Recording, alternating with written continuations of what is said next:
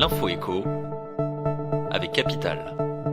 On commence ce flash par l'info pratique Capital et c'est une bonne nouvelle pour les retraités. Ceux dont la pension est comprise entre 1 200 et 2 000 euros passeront bientôt à un taux de CSG de 6,6% au lieu des 8,3% qu'ils versaient depuis le début de l'année. Ils vont ainsi très prochainement se faire rembourser les sommes payées en trop depuis janvier.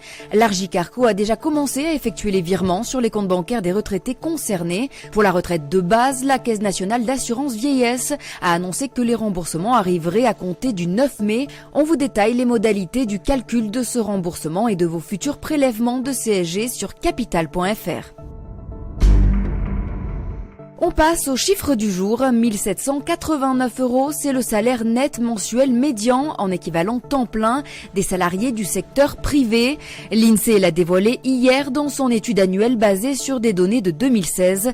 Autrement dit, 50% des Français travaillant dans le privé gagnent moins de 1 789 euros net par mois et 50% gagnent plus. Par ailleurs, et pour faire le grand écart, 90% des salariés touchent plus de 1 189 euros net par mois, quand seulement 10% d'entre eux gagnent plus de 3 576 euros. On note aussi toujours de fortes disparités entre hommes et femmes. Chez les hommes, le salaire net mensuel médian s'établit à 1 899 euros, contre seulement 1 639 euros pour les femmes, soit une différence de plus de 250 euros. Le coup de gueule du jour est poussé contre une agence immobilière peu scrupuleuse. Le Monde a révélé ce mardi qu'une agence de Saint-Malo proposait à des professionnels de santé, médecins et infirmières, de les payer en échange d'informations. Elle les incitait en effet à les informer lorsque les biens de leurs patients âgés étaient sur le point d'être vendus, que ce soit pour cause de placement en maison de retraite ou même de décès.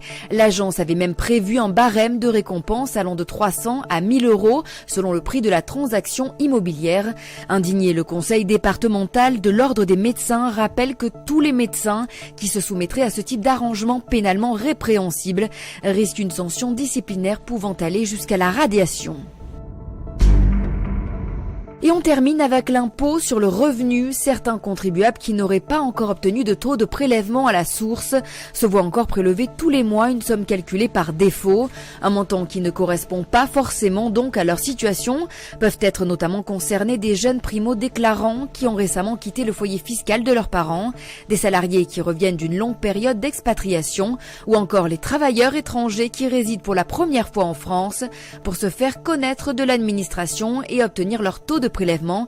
Les personnes concernées doivent remplir le nouveau formulaire 2043 de demande de numéro fiscal et de taux personnalisé de prélèvement à la source. Attention toutefois, le fisc prévient que la démarche ne se substitue pas à la déclaration de revenus annuels. C'était l'info éco avec Capital.